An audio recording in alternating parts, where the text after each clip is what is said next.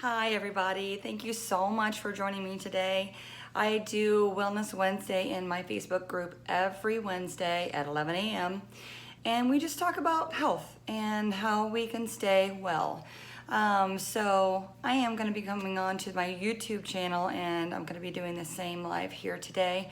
But really I just wanted to empower people and let you know that you can absolutely take control of your health in so many different ways. But if we don't know how to do it, it's very difficult to get better health. So my name is Kendra Stetler and I am a holistic nurse and I am working on my functional practitioner's license. I'm very excited about that.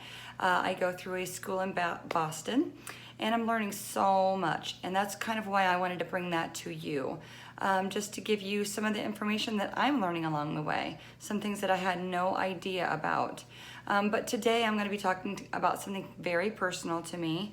And a lot of these things kind of are personal because I just sort of like to weave my own life into my lives, because you can definitely benefit from the lessons that I have learned along the way. So my father-in-law, 87-year-old, he's a dear man. He and his wife, my mother-in-law, are in a nursing home local to my community.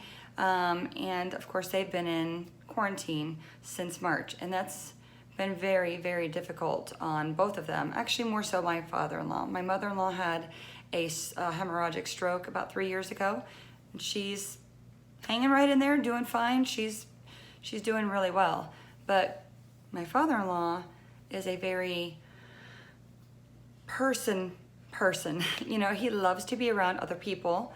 He loves to be free and to be able to, you know, get out of the facility and, you know, go grab a couple milkshakes or, you know, visit his kids, because he's still very much with it.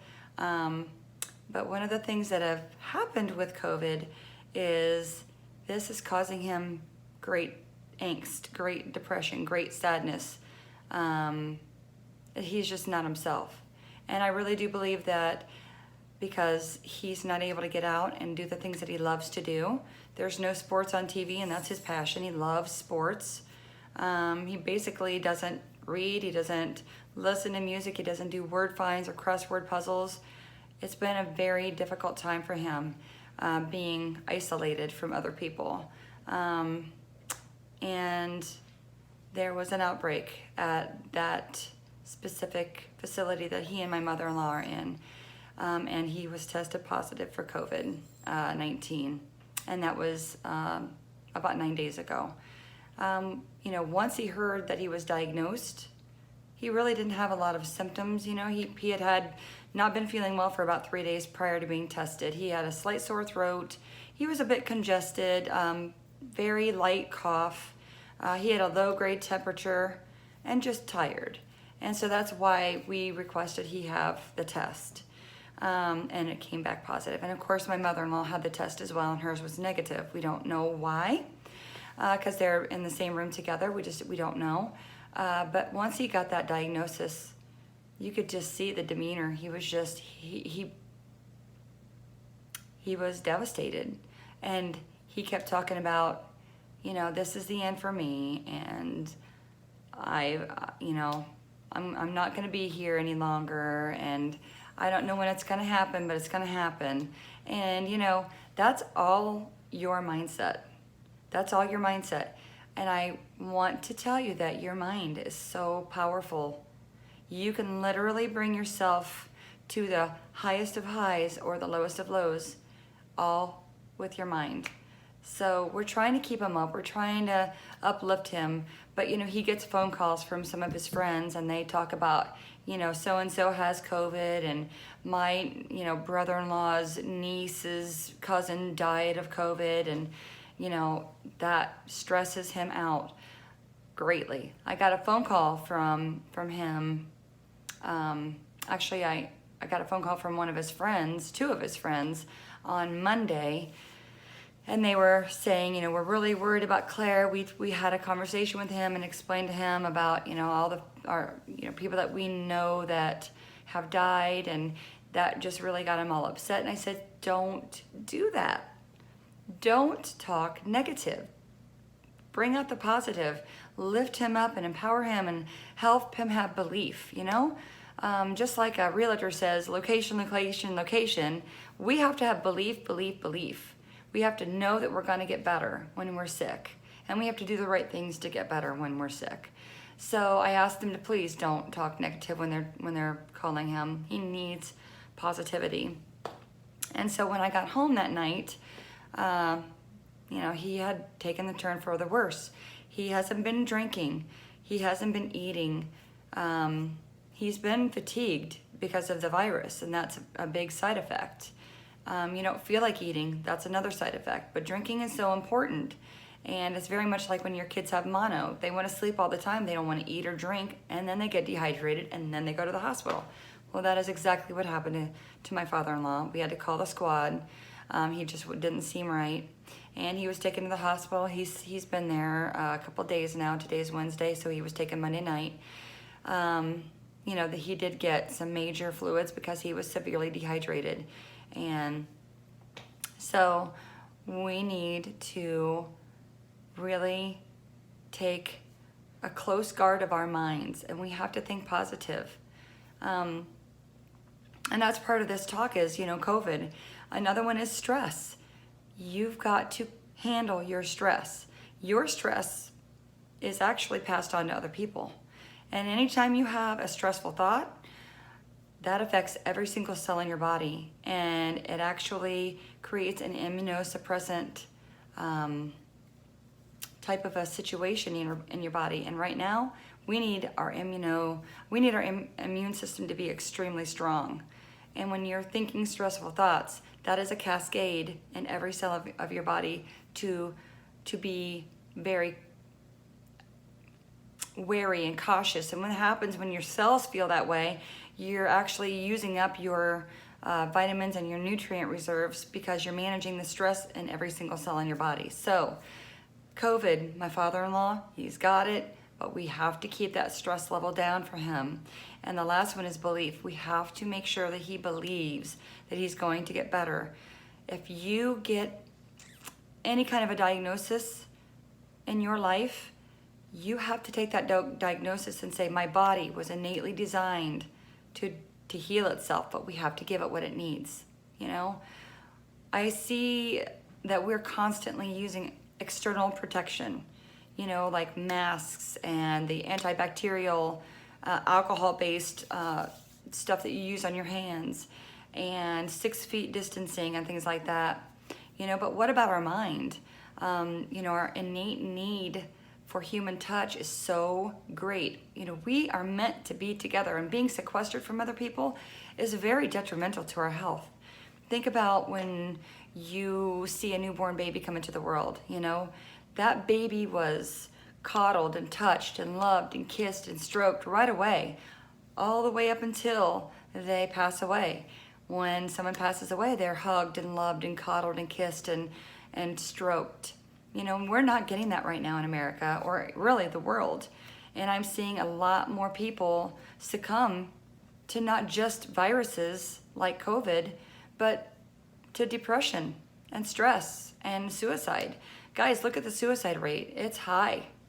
And it's because we're not getting what we need from each other. We have to touch. We have to be together. And sequestering each other is just really not the answer. You know, it's really doing more harm than good, in my opinion. So why not tell people, you know, that eating trash food is destroying the very important gut flora in our body, which depends on, you know, our immune system. If we're eating junk food, that's not helping our immune system. So I find it very interesting that people are very wary about wearing masks, but yet they can go through the drive-thru and have a Big Mac, an apple pie, a big gulp Coke, and a biggie French fry. How's that helping your immune system? You know, it's not. We've got to eat good, healthy, real, live food. And that isn't just here and there, it's every single day. And that is directly related to your immune health, guys. And then maybe why not tell people about, you know, supplementing with vitamin C and selenium and zinc and vitamin D and magnesium. You know, those are all needed to support your white blood cells, which are the soldiers, the first line defense for any pathogen that enters your body. If you don't have a good, strong white blood cell count and those soldiers are plumped up and supplied, you know, let's say that you put soldiers out on the battlefield with no knives, guns, no, you know, shields. Are they going to win? No. You've got to supply your white blood cells, and you do that by eating really good food and supplementing. Right now we have to supplement more than ever with those vitamins and minerals that I was just talking about. And you know, why not explain that fear and stress is also immunosuppressant? You know, that increased anxiety just chips away at your immune system little by little. And I'm just asking you to stop it. You know, you think negatively, I'm asking you to take that negativity and I want you to think positive thoughts. 10 positive thoughts for every negative thought that you have. You know, it's gonna take work and it's gonna take dedication, but you've gotta do it. And it's your body's depending on your brain and your thoughts to do what it needs to do to keep that immune system up. You know, why not tell people too that our, you know, body is perfectly made and it is more powerful than any man-made drug or any injection to heal its own self. You know, we don't need chemicals and inoculations and drugs. We're the sickest society that we've ever been, and we have more drugs than we've ever had. We've got more diagnoses than we've ever had. How's that working for us? It is not working. You know, so we just really need to realize that it is imperative that we take care of our own self. We need to guard our thoughts. We need to eat good food. We need to get good exercise. We need to get outside and get some sunshine, you know, and get some nature. We have to have good rest, and we have to have very good water. We have to have a human touch and interaction too, guys. So it's truly time to claim our own personal power and take care of our health and take control of our health. Because really, our bodies are depending on us to make those right choices, those right everyday choices. So I just wanted you to know that, you know, I'm rooting for you. I'm rooting for everybody here. I know that my father-in-law is going to make it through this, and I'm so proud of him. I want him to have a good attitude. I want to keep him empowered, and I want him to have belief that he's going to make it through this, and that's what I want for you too. I want you to keep that anxiety down, do all the right things. You have the control. You can do this.